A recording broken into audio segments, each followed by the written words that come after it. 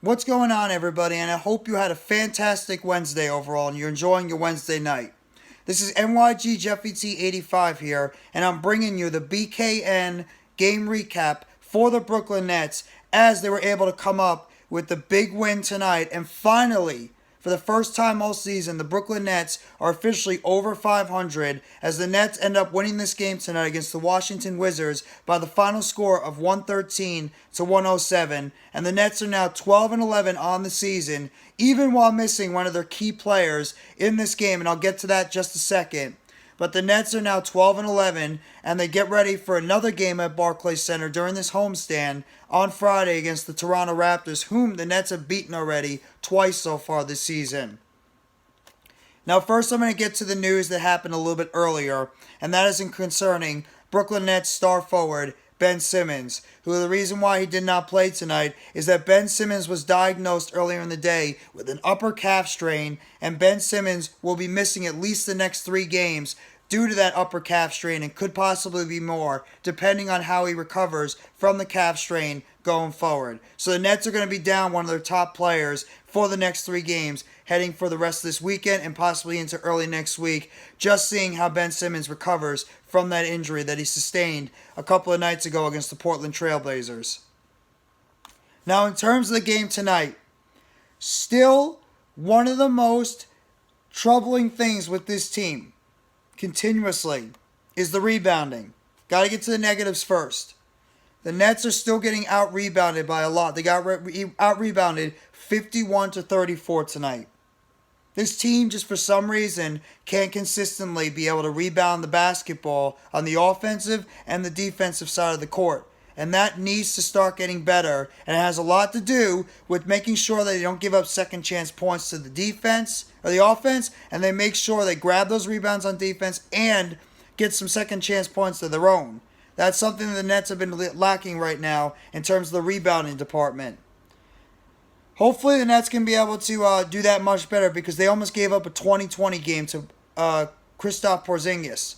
Porzingis had 27 points and he had 19 rebounds. The big 3 players of the Washington Wizards all played pretty well tonight. Bradley Beal, Kyle Kuzma, and Kristaps Porzingis all played well tonight in this game. Each one of them had 25-plus points. But in reality, nobody else on that team was able to get the job done besides those 3. And the Nets just had a little bit more in terms of the collective effort overall with their team. Now, of course, like usual, who is the leading scorer in the game?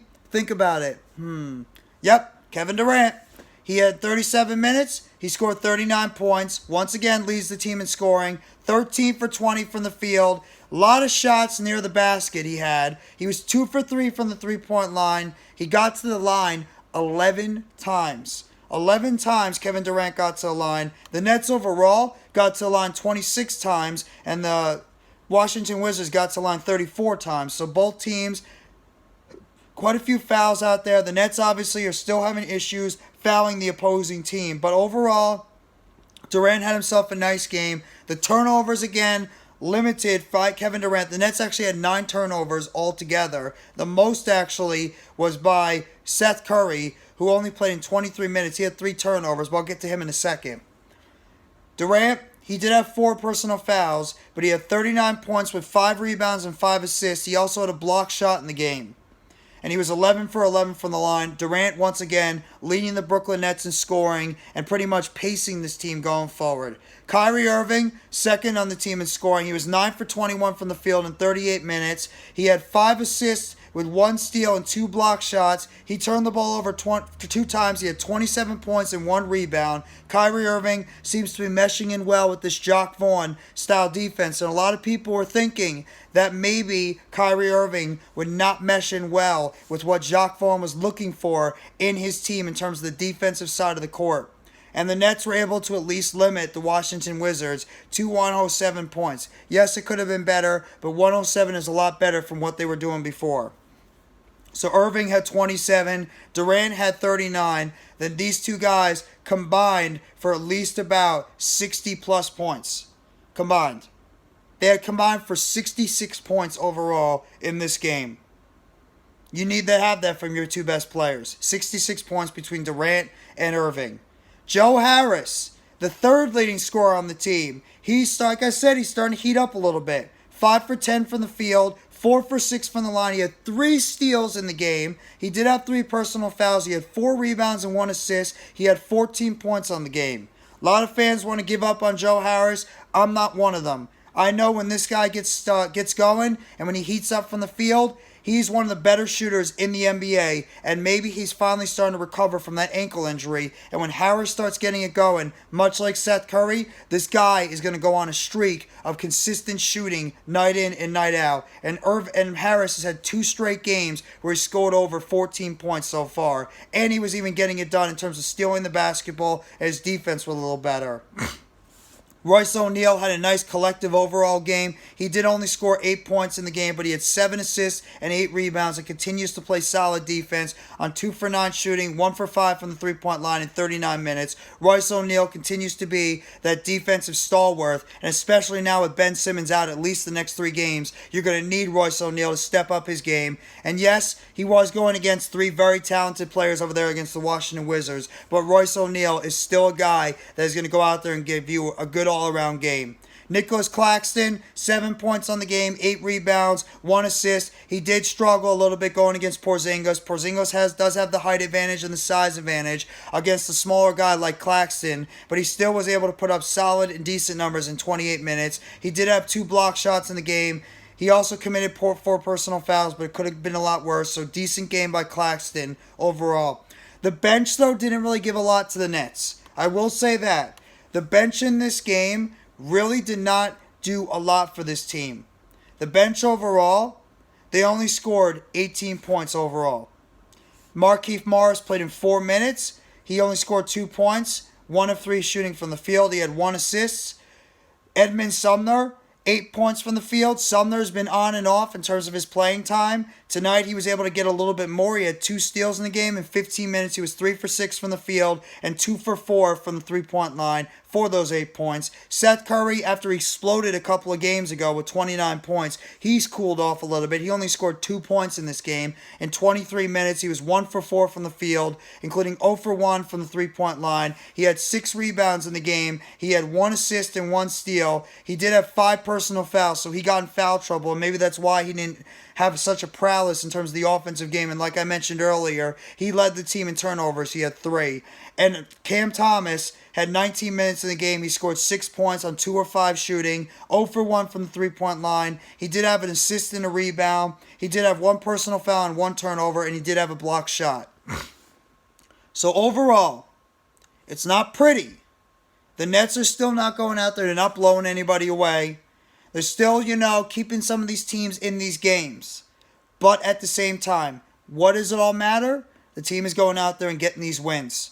And that's 3 in a row now by the Brooklyn Nets. 3 in a row. After back-to-back wins a couple of nights ago against the Portland Trail Blazers and the Orlando Magic, and now they get the job done tonight against the Washington Wizards. The Nets are now 12-11 on the season, officially now over the 500 mark. And maybe, just maybe,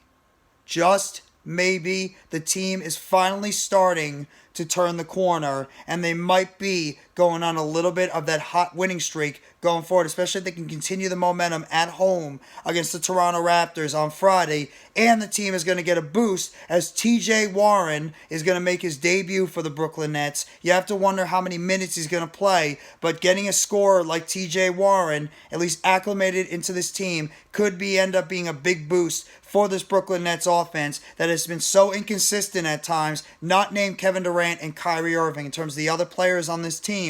So if you can get TJ Warren going, especially against a young upstart Toronto Raptors team that has got 3 really good players in Pascal Siakam, Scotty Barnes, and Gary Trent Jr., you might need an extra scorer coming off the bench, especially without Ben Simmons and the way Joe Harris, Seth Curry, Yuta Watanabe still out, Cam Thomas, Royce O'Neal, all these guys being so erratic from the field in terms of scoring night in and night out. But we'll have to wait and see what's going to happen. Either way, the Nets need to go out there, get the job done against a Washington Wizards team that do have 3 very talented players, 3 very good scorers out there on that team. But the Nets overall were able to get the job done at home. They are now one game over 500. They have won 3 in a row, and they get ready for a very tough test at Barclays Center on Friday against the Toronto Raptors.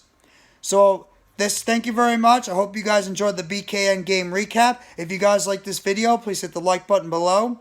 Sub up if you haven't already to NYGJeffyT85 for more breaking news, updates, chatter, and game recaps surrounding the Brooklyn Nets. Turn on the bell for notifications on the next video or short that's going to be dropping on the channel surrounding the Brooklyn Nets. And let me know in the comments section what you think about tonight's win by the Brooklyn Nets. If you're impressed, if you think this team might start be turning the corner with the fact we won 3 in a row, or if you still want to see a little bit more from this team to be fully convinced that this team is finally starting to turn the corner going forward as we continue on in the NBA season. So I thank you very much, everybody. Have a great rest of your Wednesday night, your hump day Wednesday night. Take it easy and let's see what the Brooklyn Nets can give us on Friday. TJ Warren back on deck. Maybe Yuta Watanabe's on the way. We'll have to wait and see what's going to happen. But either way, 3 in a row. Let's go Nets. Keep the train going. Keep the positive vibes going. Let's go Brooklyn Nets. As always, it's a Nets world, and we all just live in it.